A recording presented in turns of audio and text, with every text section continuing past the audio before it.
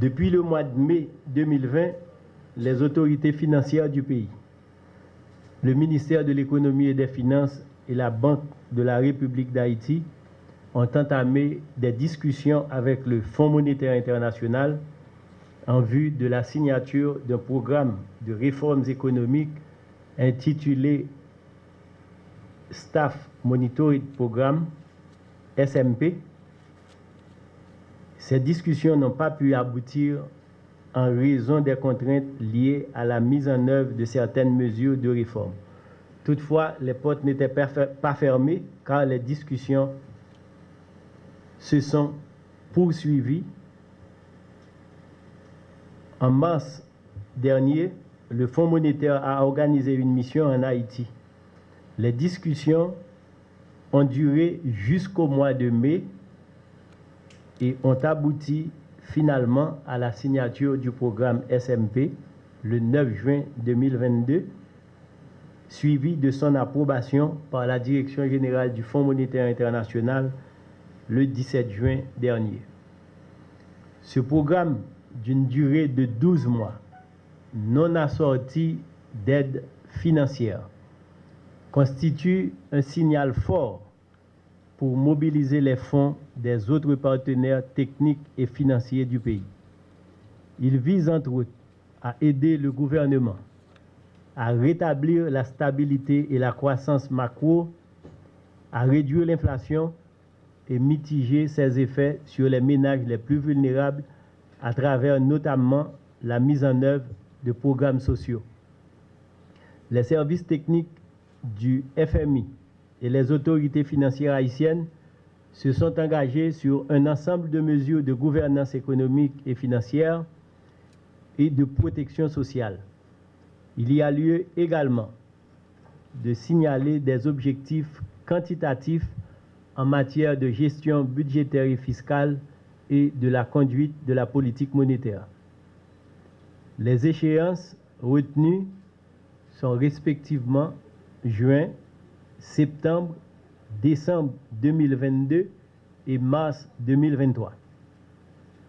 À ce stade, j'aimerais adresser des remerciements à l'endroit des institutions publiques et privées du pays qui ont participé aux discussions techniques sur le SMP, aux partenaires techniques et financiers, tant bilatéraux que multilatéraux, pour leur support tout au long des négociations avec le Fonds monétaire international.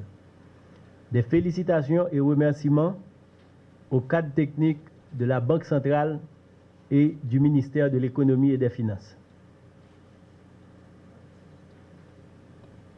Avant d'arriver à la signature du programme, 2 engagements ont été pris par le gouvernement et ces engagements ont été réalisés. Je cite l'adoption et la publication d'un budget pour l'exercice 2021-2022 compatible avec les objectifs et les mesures budgétaires convenues dans le cadre du programme SMP. Achever l'audit financier et opérationnel des dépenses liées à la COVID-19 convenu au moment du décaissement au titre de la facilité de crédit rapide avec le Fonds monétaire international. Laissez-moi partager avec vous les grandes orientations du SMP. Donc, le premier aspect concerne la politique budgétaire et stratégie à court terme. Donc, on s'engage à contenir le déficit budgétaire à 1,5% du PIB en 2021-2022 et le stabiliser à moyen terme autour de 2,8%. On s'engage aussi à plafonner le financement de la Banque centrale pour 2,2% du PIB en 2021-2022 contre 2,9% pour l'année précédente et le stabiliser à moyen terme à 2%. Éliminer à terme les subventions au carburant dès que les conditions le permettront, notamment avec l'effectivité des programmes sociaux du gouvernement. On s'engage aussi à prendre en compte toutes les ressources et activités du FAES dans le cadre budgétaire à moyen terme. Le gouvernement s'est engagé à développer des filets de sécurité sociale. Pour ce faire, le gouvernement entend augmenter les ressources consacrées à la réduction de la pauvreté, construire le filet de sécurité sociale cohérent avec la couverture nationale. En dernier lieu, il y a des engagements qui sont pris pour améliorer la gouvernance, la transparence et la reddition de comptes. Donc, pour y arriver, on s'engage à publier l'ensemble des contrats et concessions publiques et des informations sur les bénéficiaires effectifs. En termes de retombées financières du SMP pour le pays, le SMP représente pour nous un gage de confiance qui doit être établi avec les partenaires techniques et financiers d'Haïti en matière d'engagement du gouvernement à assainir le cadre macroéconomique et financier, la capacité accrue de catalyser les financements externes, notamment sous forme d'appui budgétaire à court et moyen terme. L'exécution du programme de référence va créer les conditions nécessaires à la négociation avec le Fonds monétaire international d'un programme subséquent financé sur une tranche supérieure de crédit. Objectif SMPA, SMP ça veut dire Staff Monitored Programme, son programme de surveillance et de tout indicateur macroéconomique qui supposait aider le gouvernement à rétablir la stabilité et à réduire l'inflation, qui c'est un objectif clé qui vraiment pesait en pile sur le monde qui est pauvre dans le pays.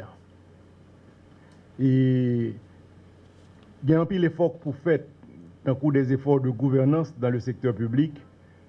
Et le ministre en parler de lui, c'est-à-dire que mobiliser beaucoup plus recettes et couverture, en fait, capacité nous, pour nous capturer des recettes, les diminuer sérieusement depuis quelques années. Et je dis à recettes que nous avons fait pas suffisant de façon à ce que nous fassions gouvernement marcher. Donc, il faut que nous mobilisions plus de recettes, que nous renforcions capacités et toute administration. Il est important pour nous comprendre que ce n'est pas SMPA, ce n'est pas seulement pour le ministère des Finances avec le ministère de l'Économie et des Finances, c'est tout le gouvernement et tout secteur qui a un rôle pour jouer de façon à ce que nous arrivions à mettre en place les réformes qu'il faut, la gouvernance qui vient avec lui, de façon à ce que nous soyons capables d'aider le pays à sortir de difficultés que liées.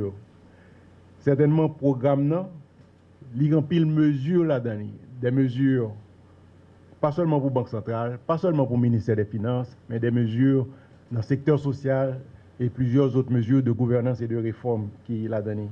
Et mesures ça, c'est des mesures qui sont adaptées à la fragilité pays.